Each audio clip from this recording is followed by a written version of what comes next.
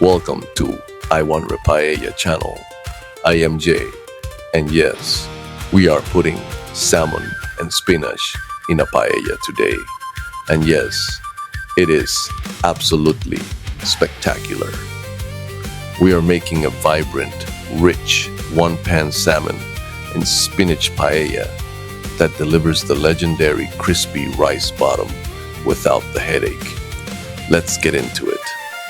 Every great paella starts with a foundation of flavor called a sofrito. We're heating up a generous splash of olive oil. In go our diced onions and minced garlic. We want these sweating and translucent, not browned. Now, add your grated tomato and sweet smoked paprika. Cook this down until the water evaporates and it turns into a thick, jammy paste. If your kitchen doesn't smell incredible right now, check your pulse. This is Bomba rice. It's a short grain rice that absorbs 3 times its volume in liquid without turning into mush. Do not wash it. We need that starch. Toss it right into the pan and stir it for about 1 minute. Now, we pour in our warm seafood stock, which I've already steeped with a healthy pinch of saffron threads. Give it one last stir to distribute everything evenly. And now, put your spoon down. Seriously, from this moment on, stirring is strictly forbidden, or you'll release the starches and turn this into a risotto. We let this simmer on medium-low for about 10 to 12 minutes. You're looking for the liquid to drop just below the level of the rice. This gives you the perfect window to clean your cutting board, prep your salmon, or, smash that subscribe button if you like what you're seeing. Now, for our main characters.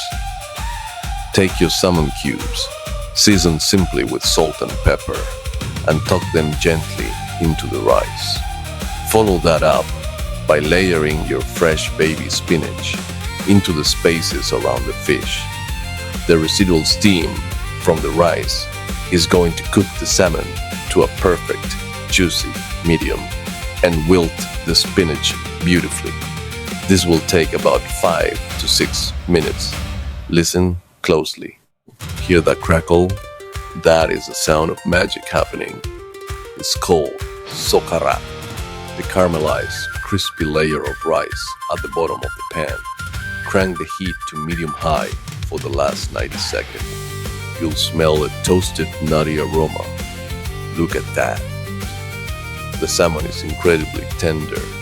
The spinach cuts through the richness, and that crunch from the Socarrat. Unbelievable. All you just need 1 pan and 25 minutes. Give this a shot. Let me know how your Socarrat turned out in the comments. And I'll see you in the next recipe.